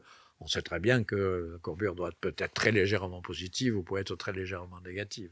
Donc la topologie n'est pas exclue, elle est toujours sur le devant de la scène. Alors, par rapport à la forme de l'univers, donc là on a parlé de sa forme, mais là je voudrais aussi qu'on parle un petit peu de son mouvement, parce que du coup l'univers est en expansion. Comment est-ce qu'il faut le comprendre en fait? Oui. Alors vous faites bien effectivement de distinguer deux choses différentes entre la forme à un moment donné et la dynamique de l'univers, c'est-à-dire son histoire au cours du temps. Voilà. Donc que l'espace soit chiffonné, pas chiffonné, peu importe, il est en expansion. D'accord. Voilà. Alors l'expansion, c'est quoi? En fait, c'est une conséquence théoriquement d'abord incontournable des équations de la relativité générale appliquées donc à la description globale de l'univers. Alors justement, il n'est pas inintéressant de refaire un petit historique de cette affaire-là, que je raconte justement dans plusieurs ouvrages. Il y en a un qui est en français, puis il y en a un qui va apparaître en langue anglaise très bientôt. C'est qu'au départ, le premier modèle cosmologique, c'est-à-dire essayer de décrire la structure globale de l'univers fondée sur la relativité générale, c'est Einstein lui-même qui le fait, en 1917. Ok. 1917. Mais Einstein est encore... donc, comme je l'ai dit, choisit un modèle des espaces fini sans bord, une hypersphère. Ouais. Voilà. Donc ça, c'est pour la forme de l'espace. Pour être compatible, je l'ai dit, avec le principe de Mach, etc. Mais il reste dans l'idée que l'espace ne peut pas évoluer. C'est-à-dire qu'il est statique. Donc son hypersphère a un rayon de courbure, comme le rayon d'une sphère, si vous voulez, un hyper-rayon, qui est constant au cours du temps. Donc l'espace, il est donné une fois pour toutes. C'est une hypersphère, il a un volume, une taille, un rayon de courbure, et il est éternel. Éternel, il n'y a pas de début du temps, il n'y a pas de fin du temps. Voilà. Ça sort naturellement, ça semble sortir naturellement des équations de la relativité, qu'Einstein vient juste effectivement de proposer l'année d'avant, appliquées. Sauf qu'il y a un petit problème. Einstein s'aperçoit que, en fait, les vraies solutions montrent que son hypersphère, elle doit avoir un rayon variable. Et pour Einstein, c'est inadmissible. C'est ça. Ouais. Donc, qu'est-ce qu'il fait? Il rajoute un terme mathématique dans l'équation pour forcer l'hypersphère à rester statique. Ça s'appelle la constante cosmologique. D'accord. Ouais. Ça va jouer après un rôle absolument fondamental dans toute l'histoire de la cosmologie. Mais il l'introduit pour une mauvaise raison. Pour forcer artificiellement un préjugé, d'une certaine manière, pour forcer l'espace. Voilà. Et il faudra attendre un peu moins d'une décennie pour qu'un mathématicien russe qui s'appelle Alexander Friedman reprenne les équations d'Einstein appliquées à l'univers réel, mais sans préjugé aucun sur le fait que ça soit statique ou pas statique. Il montre que les solutions naturelles ne sont pas statiques. Donc ça veut dire que quoi? On a des univers dynamiques, ça veut dire que le rayon... Alors, Friedman commence par partir également d'une hypersphère, sauf que son hypersphère, elle va avoir un rayon variable au cours du temps. Donc soit il augmente, donc on a une phase d'expansion, soit tu diminues, ou soit ça diminue, on a une phase de contraction. Et ça peut varier au cours du temps.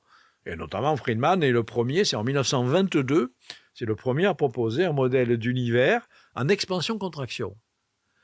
Le début que Friedman considérait comme une sorte de création du monde, le début du temps et de l'espace, sera beaucoup plus tard appelé Big Bang, et la fin sera plus tard appelée Big Crunch, une arche. Vous avez un univers en expansion, expansion ralentie, ça s'inverse, et il retombe en contraction, et ça se termine dans un écrasement final, avec un univers qui a une durée de vie finie. Ça peut durer 100 milliards d'années, mais c'est une durée finie, ça commence et ça termine. Bon. Friedman, après, meurt accidentellement assez jeune, il n'a pas le temps de développer plus sa théorie, et en plus, il ne dispose pas d'observations astronomiques. Voilà. Mais il écrit les équations absolument fondamentales qui vont être utilisées par la suite. Après, le deuxième personnage clé de cette affaire s'appelle Georges Lemaître. Donc, il est belge, et il reprend les équations d'Einstein, et pareil, il montre que les solutions les plus générales sont des espaces dynamiques, mais surtout, c'est le premier à faire le lien avec des observations astronomiques. Friedman n'avait pas d'observations astronomiques. Quelques années plus tard, Georges Lemaître, qui va aux États-Unis, fait la tournée de tous les observatoires américains. Donc il a fait, contrairement aux autres grands théoriciens de l'époque, comme Einstein, De Sitter, etc., qui étaient des purs théoriciens qui ne connaissaient pas bien les observations, lui, Georges Lemaître, maîtrise les deux. C'est un mathématicien de génie, il maîtrise la relativité générale, ça fait l'admiration d'Einstein, mais il maîtrise également les observations, il connaît toutes les observations. Or, qu'est-ce qu'ils ont découvert, les astronomes américains, à l'époque? Ils observent les galaxies lointaines, ils s'aperçoivent que la lumière qu'ils en reçoivent est décalée vers le rouge. Cet fameux effet Doppler dont je parlais. Ouais. Interprété comme un effet Doppler, c'est-à-dire un mouvement de la source par rapport à l'observateur, ça veut dire que les galaxies s'éloignent. Et qu'elles s'éloignent d'autant plus vite qu'elles sont plus éloignées. Décalage vers le rouge systématique des galaxies. Les astronomes, alors on attribue ces découvertes-là au fameux Edwin Hubble, à qui on veut tout attribuer. Alors en fait, Hubble, il n'avait fait que rassembler des données prises par d'autres astronomes, enfin, peu importe. Mais il considérait que c'était vraiment dans un espace statique et que les galaxies bougeaient. Bah, le problème, c'est comment expliquer que les galaxies puissent avoir des vitesses animées, quel champ de force pouvait faire bouger des galaxies jusqu'à des vitesses proches de la vitesse de la lumière. Hein, comme ça. Ouais. Voilà. Et c'est Lemaître, en 1927, qui publie un article, il le publie en français, dans une revue belge, une revue scientifique belge, avec toutes les équations, mais il publie en français. Voilà. Et il montre que les équations d'Einstein prédisent naturellement que l'espace est en expansion. Et il explique que ce que l'on observe, c'est l'effet de l'expansion, de la dilatation de l'espace. Ce n'est pas les galaxies qui bougent réellement au sein d'un univers statique, c'est l'univers lui-même qui se dilate. Donc les séparations entre deux galaxies lointaines augmentent au cours du temps, non pas parce qu'elles ont des vitesses et des mouvements propres, mais c'est parce que c'est l'espace qui les sépare qui se dilate au cours du temps. Donc il propose ce premier modèle en 1927. Dans ce premier modèle-là, il n'y a pas encore de Big Bang, il n'y a pas de début de l'univers. Oui. Hein, mais simplement, il y a eu une expansion continue.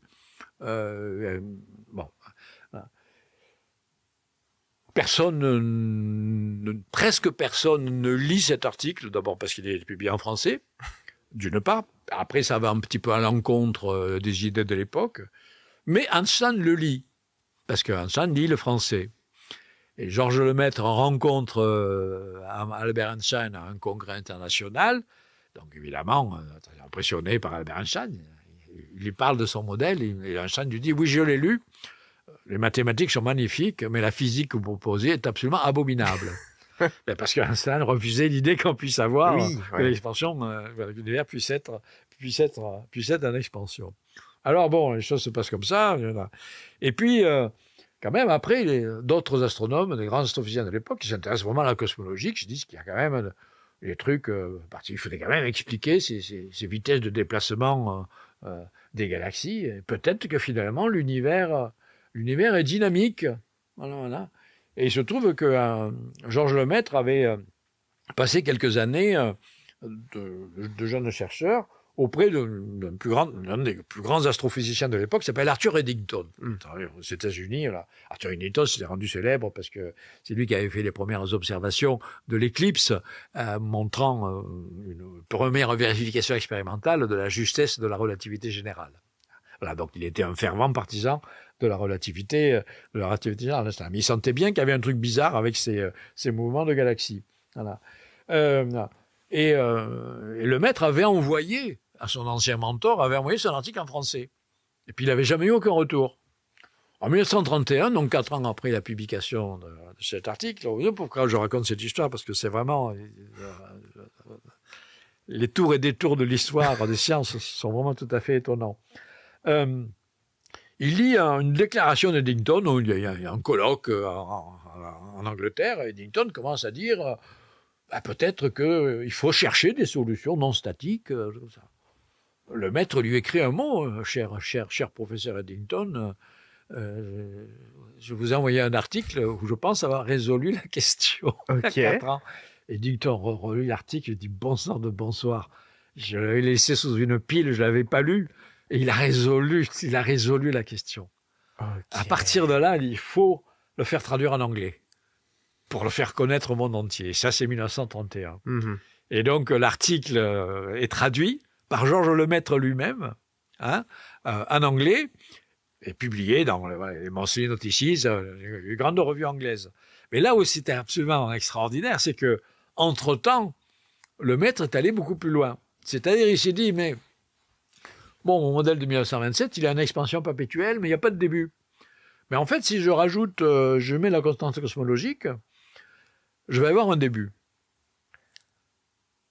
Et donc, en 1931, Ouais. dans la même revue où il publie la traduction en anglais de son article 1927, il publie un article qui suit, qui va beaucoup plus loin et qui, lui, va faire un scandale absolu, parce que c'est là où il propose un début de l'univers. Parce que avant ça, Que on l'on savait appellera pas. Big Bang. Lui, il appelle ça l'atome primitif. Ouais. Donc c'est lui le véritable père fondateur de la cosmologie relativiste moderne, de tous les modèles de Big Bang. Il dit l'univers n'est pas éternel. Il a commencé il y a environ 15 milliards d'années, à l'époque c'était les chiffres que l'on pouvait donner, dans une configuration initiale extrêmement chaude, extrêmement dense, qu'il appelle l'atome primitif, et à partir duquel l'espace rentre en expansion.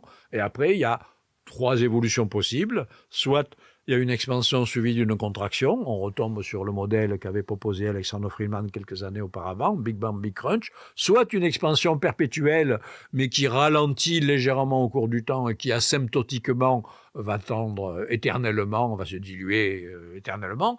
Ou soit, et là c'est encore plus étonnant, Lemaître privilégie une 3e solution avec une phase d'accélération de la vitesse d'expansion de l'univers. Pour différentes raisons liées à c'est l'idée qui se fait sur la formation des galaxies et sur le rôle fondamental qu'il attribue à cette fameuse constante cosmologique. Je rappelle que la constante cosmologique, j'espère que mon discours n'est pas trop compliqué, mais la constante cosmologique avait été introduite par Einstein pour forcer son modèle de l'univers à rester statique. Ouais. C'était une erreur. Mais il avait bien fait d'introduire la constante cosmologique parce que c'est un terme pertinent, mathématiquement et cosmologiquement pertinent. Et Lemaître va défendre la constante cosmologique contre Einstein qui, lui, a dit, se repent et dit c'est la plus grosse erreur de ma vie d'avoir introduit cette constante parce qu'il avait compris qu'il avait introduite à mauvais escient. Ouais. Et Lemaître, après, pendant des années, il dira mais cher professeur Einstein, au contraire, c'est peut-être l'une de vos plus grandes découvertes. Alors Einstein, il n'est pas trop content de ça, etc. etc. Voilà. Et donc, comme vous le savez, ou en tout cas, si vous ne le savez pas, je le dis, cette constante cosmologique va être un petit peu, donc, qui sera mise vraiment en avant par Georges Lemaître et il proposera en 1931 un modèle avec un Big Bang, une première phase de décélération, une phase d'accélération sous l'influence de la constante cosmologique. C'est le modèle cosmologique standard actuel. Ouais. Hein, voilà.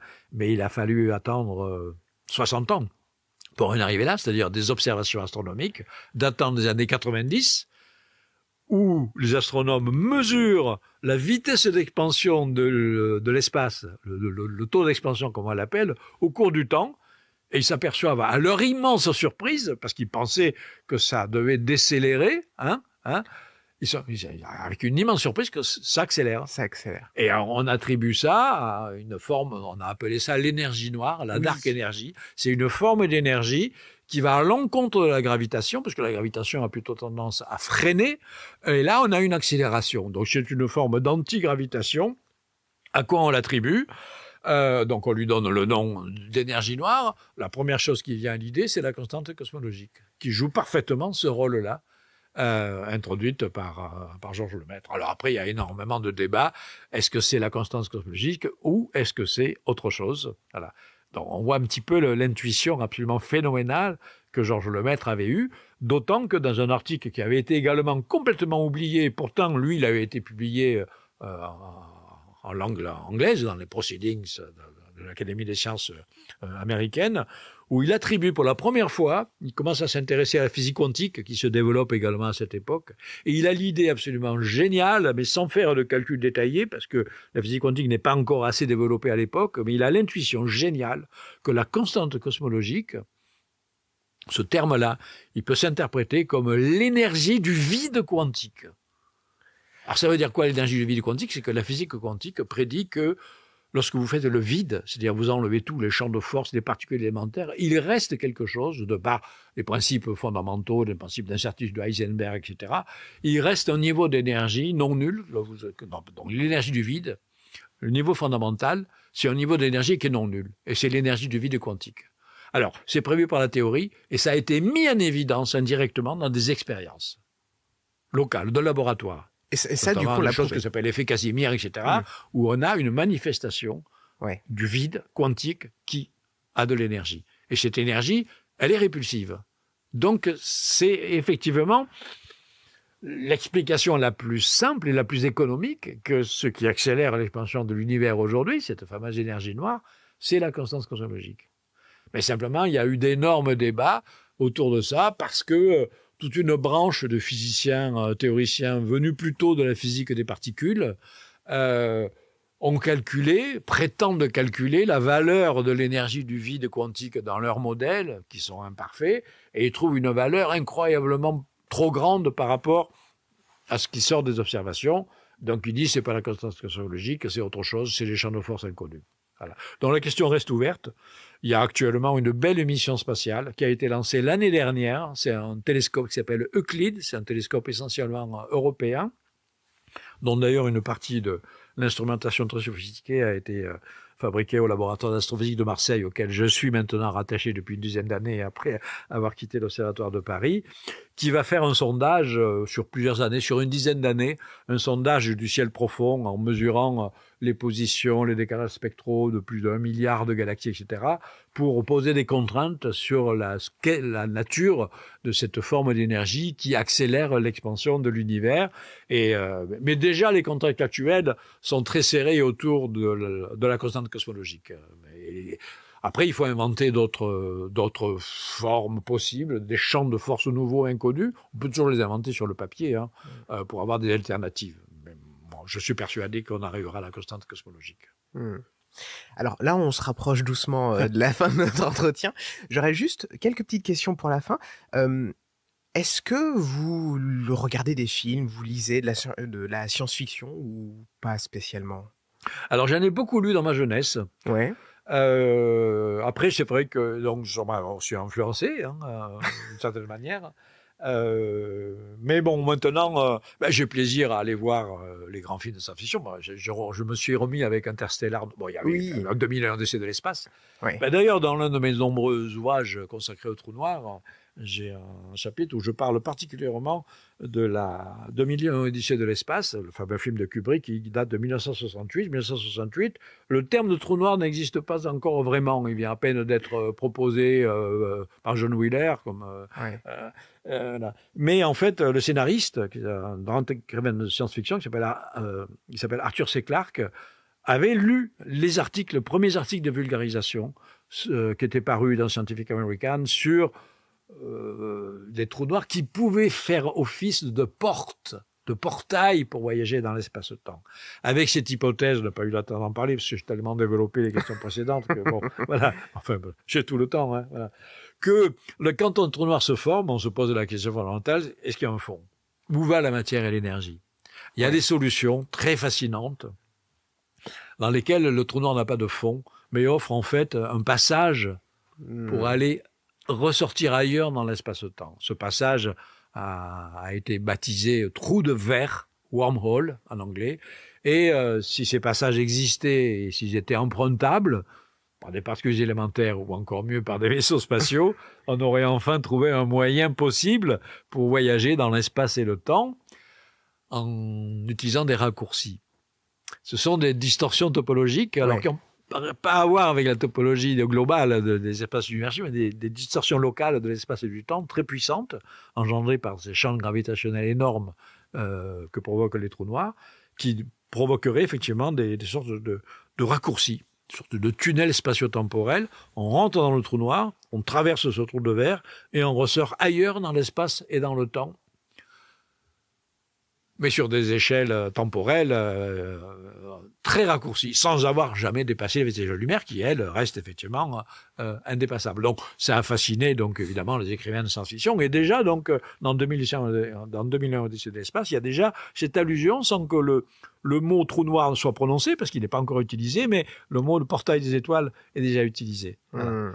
Donc, je ne sais pas si vous vous souvenez, à la fin du film, il y a une anomalie gravitationnelle au niveau de Saturne, et après, il y a des choses temporelles un petit peu bizarres, où il voyage dans son futur, ce genre de choses-là. Donc, c'est la première apparition, en fait, la première adaptation science-fictionnesque de ces idées de portail, qui après vont se développer avec Stargate, toutes les séries sur Stargate, les portes des étoiles, et Interstellar aussi, également.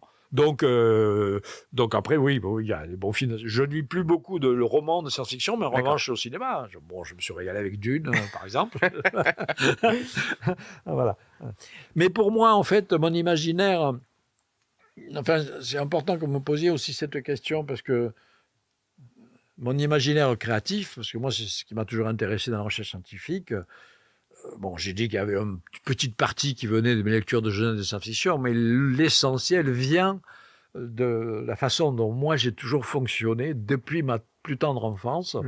Je ne suis pas monopolaire. Voilà. Je ne suis pas un scientifique pur et dur. Si, parce que j'ai fait effectivement des travaux purs et durs là, mais j'ai des activités, j'ai toujours eu des activités qui, pour moi, forment un tout. Ce n'est pas des violons de nègre, ce n'est pas des hobbies, des activités artistiques. Voilà. Je pratique la musique, je pratique la peinture, le dessin, la littérature, le roman, l'essai, la poésie, etc. Et pour moi, ce sont des formes mentales qui se complètent l'une l'autre, qui s'enrichissent mutuellement. Et je pense que mon imaginaire créatif scientifique, l'idée d'être le premier à avoir l'idée de simuler l'aspect visuel d'un trou noir, les univers chiffonnés qui au départ ont vraiment un petit peu choqué, etc. Je n'ai pas eu le temps de parler de mes crêpes stellaires flambées, qui est aussi une belle aventure, tout à fait intéressante, viennent effectivement, je pense, d'un imaginaire créatif qui est nourri par également ma passion pour d'autres formes de perception de l'univers. Mais c'est vrai que des fois, dans l'imaginaire des gens, on a tendance à dissocier le côté artistique du côté pragmatique, absolument, et c'est une erreur monumentale qui est introduite aujourd'hui, malheureusement, un peu souvent dans l'éducation, où on va dire... d'un côté, il y a les scientifiques, et d'un côté, il y a les littéraires. T'es bon en maths, tu vas devenir scientifique, ingénieur, ou je sais pas quoi, puis t'es mauvais en maths, tu vas devenir écrivain. C'est complètement absurde, évidemment. Voilà.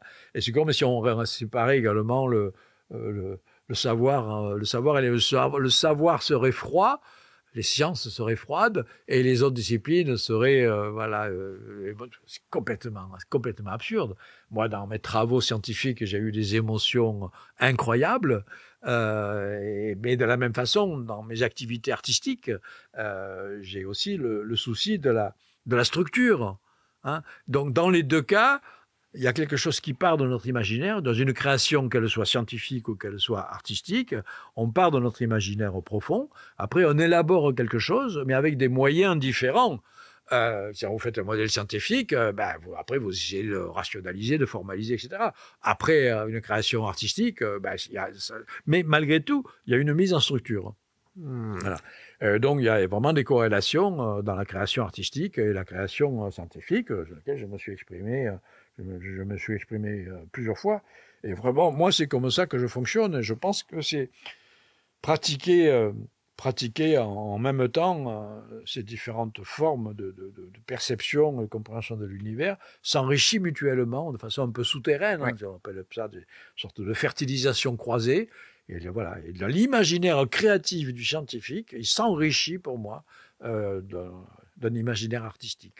Et inversement, après, la création artistique peut être influencée par les travaux, ce qui a été le cas effectivement dans certaines de mes productions artistiques.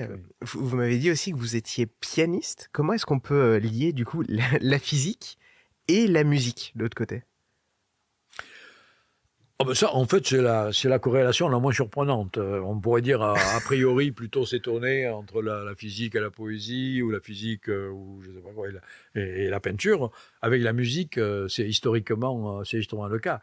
N'oublions pas que dans l'Antiquité grecque, la musique figurait aux côtés de l'arithmétique, de la géométrie, parmi les 4 disciplines majeures, parce que la musique a été mathématisée très tôt par l'école pythagoricienne. L'école pythagoricienne a tout de suite compris que la musique se réduisait à des modes vibratoires avec des rapports de nombres entiers. Vous prenez une corde, vous la divisez en deux, vous divisez vous multipliez par 2 la fréquence, vous obtenez l'octave, et après vous engendrez la gamme naturelle. 3/2, vous avez la quinte, etc. Donc il y avait déjà une première relation entre les modes, la gamme naturelle, la gamme harmonique naturelle et l'arithmétique, avec des fractions entre nombres entiers. Voilà. Après, ça s'est considérablement développé, on appelait ça la musique des sphères, où après, les premiers cosmologistes grecs, de façon un peu fantasmatique, mais influencés par Pythagore, ont pensé que l'univers lui-même, l'organisation du cosmos à grande échelle, obéissait à des règles d'harmonie musicale. Et donc, par exemple, les planètes étaient censées être associées à des notes de musique, surtout qu'à l'époque, on connaissait que 7 corps, on pensait que la Terre était au centre, et qu'il y avait 7 planètes dont la Lune et le Soleil faisaient partie. Donc il y avait les 5 planètes usuelles visibles à l'œil nu, plus la Lune et le Soleil, qui étaient censés tourner autour de la Terre, et ça correspondait aux 7 notes de la gamme naturelle. Donc il y a eu cette tentation assez jolie, poétique, qui s'est révélée fausse par la suite, mais qui a été enrichissante dans l'imaginaire et le développement de la cosmologie, de lier effectivement une harmonie musicale à la construction du monde à grande échelle. Ça a culminé avec Kepler, qui est l'un de mes personnages préférés de l'histoire, parce que je lui ai consacré notamment deux romans biographiques, où lui, il a poussé au maximum cette idée d'une harmonie, d'une harmonie musicale. Donc, pas de surprise à avoir. Aujourd'hui, évidemment, ces idées-là ont largement évolué. J'ai quand même mentionné, quand j'ai parlé du décodage du rayonnement fossile, j'ai parlé de la décomposition harmonique qui viennent de techniques musicales. Donc aujourd'hui, l'harmonie des sphères, elle s'est mathématisée de façon évidemment beaucoup moins naïve que dans l'Antiquité, mais il y a toujours effectivement l'intervention de quelque chose qui ressemble à la musique dans l'analyse des modes vibratoires, et à toutes les échelles, pas à l'échelle seulement de la cosmologie, à l'échelle des particules élémentaires. N'oublions pas, alors on n'a pas eu le temps d'en parler, parce que c'est vrai qu'il y a tellement de choses, mais depuis 10 ans, je travaille maintenant sur la partie la plus ambitieuse de la physique fondamentale, qui s'appelle les théories de gravitation quantique. Oui. Je rappelle très brièvement que au XXe siècle, il y a 2 grandes théories de la physique qui ont été donc élaborées. Il y a la relativité générale d'Einstein, théorie de la gravitation, qui a supplanté la théorie ordinaire de Newton. Ça l'a pas éliminé, ça a simplement considéré que c'était une approximation dans des faibles champs de gravitation. Ben, voilà. Et puis, il y a eu la physique quantique, donc plutôt la physique de l'infiniment petit. Chacune de ces théories s'est développée, a rencontré des succès extraordinaires. Aujourd'hui, leurs prédictions sont mesurées dans des expériences avec une précision absolument hallucinante du millionième de milliardième, incroyable. Mais ça ne veut pas dire qu'elles sont totalement justes. Aucune théorie ne peut être définitivement juste. Or, justement, chacune de ces théories aboutit, quand on les pousse dans certains de leurs retranchements, aboutissent à des choses qui ne vont pas. Notamment, la relativité générale. Si vous extrapolez dans le passé pour l'univers, vous arrivez au Big Bang. Mais le vrai Big Bang de la relativité générale, c'est une absurdité physique, parce que c'est ce qu'on appelle une singularité. Un point de volume nul dont sortirait tout l'espace et le temps. C'est physiquement absurde. Ouais. Voilà. Pareil, la physique quantique également présente quelques défauts. Donc je dis, si on mariait les deux, peut-être qu'on éliminerait les problèmes. Et effectivement, l'idée de commencer à introduire des phénomènes de physique quantique pour décrire l'univers très primordial semble éliminer la singularité initiale. On commence à imaginer des modèles que l'univers a pu exister avant le Big Bang. Le Big Bang, non, ne serait pas le début du temps, ne serait pas une singularité. Voilà. Et donc pour ça, c'est un travail qui a été commencé il y a plus de 60 ans par les physiciens théoriciens, d'essayer d'arriver à marier ces deux théories. Et le problème, c'est que a priori, dans leur état initial, elles sont totalement incompatibles. Elles sont formulées dans des cadres d'espace-temps complètement différents. Voilà. Et donc, il y a eu un effort théorique considérable, le plus grand effort théorique de l'histoire des sciences, d'essayer d'élaborer ces théories de gravitation quantique. Tout le monde s'est cassé les dents dessus. Einstein a commencé, après les autres ont pris le relais, et aujourd'hui, on en est à des scénarios. Les théories, alors certains ont peut-être entendu parler de la théorie des cordes, et puis d'autres ont peut-être entendu parler de la gravité quantique à boucle, etc. Mais en fait, il y a une bonne dizaine de théories qui sont en cours de construction. Chacune propose des visions complètement nouvelles et essaie d'unifier les deux, mais aucune théorie n'a encore d'équation définitive, tellement qu'elles sont compliquées, et surtout elles ne peuvent pas être testées expérimentalement, parce que c'est dans le domaine d'énergie inaccessible pour l'instant. Mais c'est la partie la plus fascinante aujourd'hui de la recherche fondamentale, voilà. Et donc, je travaille depuis une dizaine d'années. Et j'ai fait d'ailleurs une synthèse provisoire de l'état de la question dans l'un de mes livres les plus récents, qui s'appelle L'écume de l'espace-temps, qui vient en plus de ressortir maintenant en livre de poche, où j'explique à la fois ce que sont les modèles standards de la cosmologie et de la physique des particules, chacun fondé sur la relativité générale seule ou sur la physique quantique seule, et puis après, les défauts de ces modèles standards, c'est-à-dire là où ça cloche, et est-ce qu'une théorie qui marierait les deux, théorie du gravitaire, résoudrait ces problèmes-là, et je décris 7 approches différentes, dont la plus connue, la théorie des cordes, en la critiquant, parce que je sais que c'est pas la bonne, voilà, malgré tous les efforts considérables qui ont été faits, et voilà, proposer tout un panorama de chacune de ces approches-là, avec les points forts et les points faibles de ces théories. Pour moi, c'est la partie, effectivement, la plus excitante de cette recherche sur les mystères ultimes de l'espace et du temps, et je suis pas sûr qu'on y arrive un jour, d'ailleurs. Hein. Ouais. Je fais pas partie de ceux qui pensent de façon peut-être un peu naïve, qu'il puisse exister une théorie du tout. Bon, on les appelle les theory of everything, comme on dit en anglais, comme si on pouvait avoir une équation unique qui régissait l'ensemble de tous les phénomènes, incluant en plus les phénomènes mentaux, les sciences cognitives, etc. À mon avis, c'est un fantasme. Juste une dernière question pour la fin. Pour ceux qui nous regardent et qui voudraient en apprendre un petit peu plus, est-ce que vous avez des livres à leur conseiller ? Oui, alors on a la chance quand même aujourd'hui, contrairement à l'époque où moi j'ai commencé à 45 ans, il y avait très peu de livres, de bons livres de vulgarisation. Aujourd'hui, il y en a vraiment une grande quantité, de grande quantité. Et souvent, justement, des livres non plus écrits par des journalistes, mais vraiment écrits par des chercheurs qui vraiment ont pris conscience de l'importance fondamentale de la culture scientifique.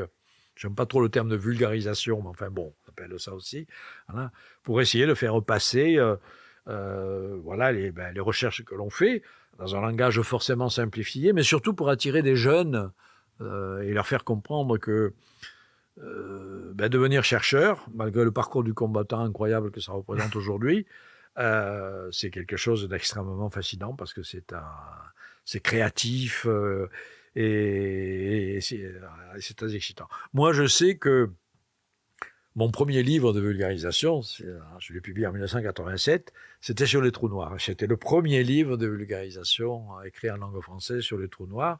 Et je sais, et j'ai vu par la suite que ce livre, il a converti plusieurs, peut-être au moins une bonne dizaine, et sans doute plus, de jeunes qui ont lu ce livre à l'époque et qui sont devenus astrophysiciens. Parce qu'ils sont venus me le dire plus tard. Ok. Plus tard. Voilà. Un astrophysicien me dit, ils sont venus me voir. Jean-Pierre, tu vois, j'ai lu ton livre ou votre livre quand j'étais jeune que je suis devenu astrophysicien. C'est la meilleure récompense que je pouvais avoir. Oui, j'imagine. Et je sais qu'effectivement, moi j'ai publié maintenant pratiquement une vingtaine d'essais, plusieurs d'entre eux. Voilà. Donc ça, c'est ma contribution. Comme je n'ai jamais fait d'enseignement en tant que directeur de recherche CNRS, je n'avais pas de charge d'enseignement, mais j'ai essayé de divulguer mon savoir à travers d'innombrables conférences à tous les niveaux. Notamment, je me souviens quand j'allais, parfois j'étais invité par des professeurs de lycée pour des classes terminales ou les premières des classes terminales. Vous voyez que les gosses s'intéressaient pas, les jeunes, s'intéressaient pas ils s'ennuyaient à la mathématique et à la physique, etc. Et moi, j'allais leur expliquer avec mes termes à moi ce que c'était vraiment, comment il faudrait enseigner la physique, etc. Et il en sortait complètement enthousiaste. Donc, il y en a beaucoup qui se sont convertis et veulent faire de la recherche scientifique maintenant. Voilà. Donc j'ai remplacé ça par effectivement mes livres et mes innombrables conférences. C'est ma façon à moi de divulguer le savoir et d'attirer les jeunes vers ce métier extrêmement difficile, de plus en plus difficile, malheureusement, mais qui est fascinant parce que c'est un métier créatif. Merci beaucoup, Jean-Pierre Luminet, pour cet entretien. Merci à vous. J'espère que la vidéo vous a plu. Si c'est le cas, n'hésitez pas à la liker et à vous abonner parce que dans pas longtemps, on va pouvoir sortir une autre série de vidéos qui sera orientée sur l'astrophysique, la cosmologie et la physique quantique. Merci à vous et à bientôt.